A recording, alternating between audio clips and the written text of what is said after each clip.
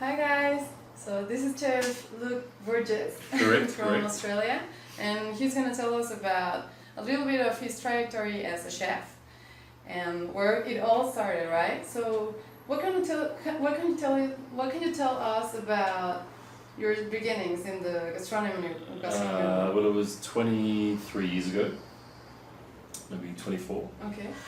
And I was 17 and I liked eating. Yeah. So therefore cooking was a choice. Yeah. But I didn't know much about restaurants. Okay. So I was learning a lot, Okay. obviously by starting in a restaurant.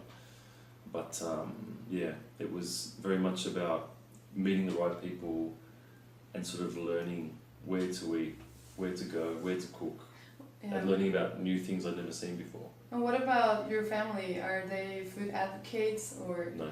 no? Not at No, all. the cooking at home that I grew up with was bad.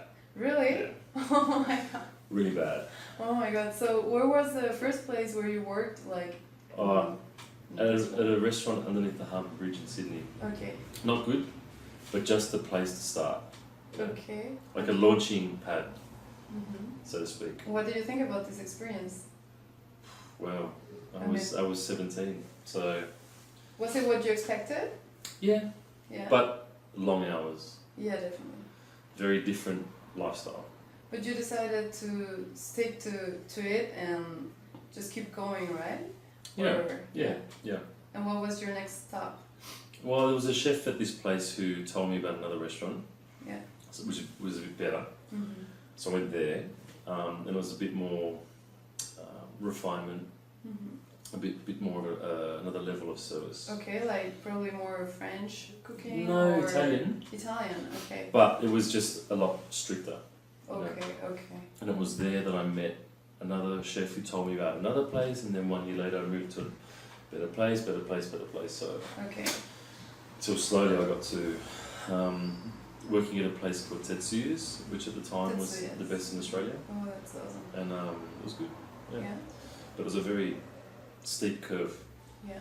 And the next country where you visited, what was it? England, England. Okay. London. I didn't love working in London. Okay. Why?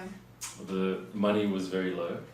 Oh, really? The hours very long. Okay. Even though the expenses are very high. Tell me about it. Yeah. Yeah. It was very hard to cook and live there. Wow. It's like slavery. Oh my god. Yeah. Oh my god. But for how long did you stay there? 2 years. What restaurant were you at?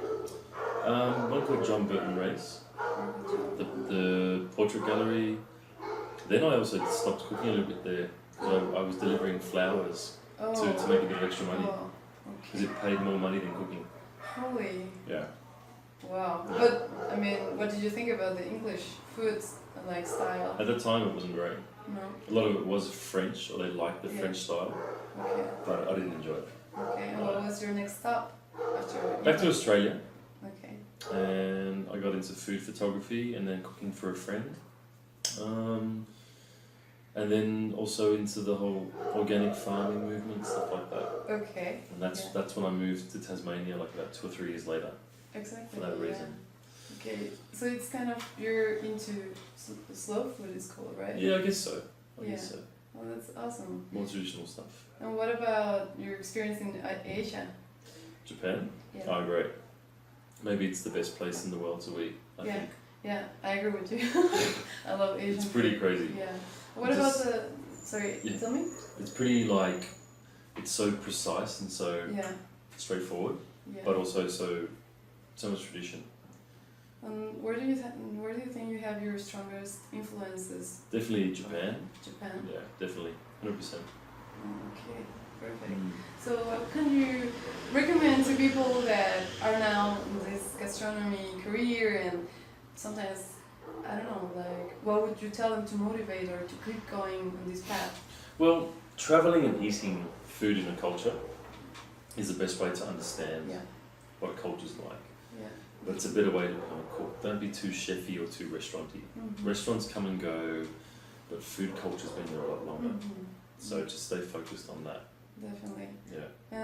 Well, I know you have your knife. Can you tell us something about what you like Well, about it?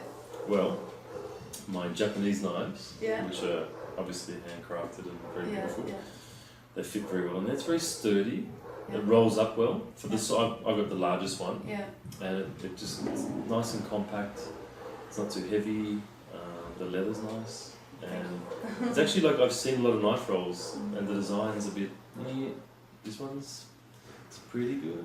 Awesome. You've done a good job. So, yeah. Thank you. I like it. What do you think about our country in general? Like. Is in Mexico? Yeah. It's interesting. It's still like. I understand what people are saying is Mexican time. Like it's got a pace of life that it's in its own like sphere. But people are always really friendly. I enjoy the food a lot. The scenery is quite different to Australia. Yeah. But then some things are kind of similar, you know. We've got like beaches. The beaches. Yeah, especially the Pacific coast. You can still see the Spanish influence here, but obviously there's the indigenous culture, which is still very much part of that. Do you have a favorite meal? Like a favorite dish? No, not really. Mexican? No? There's too many to name. I know. Okay, thank you so much for sharing with us. Pleasure. Okay.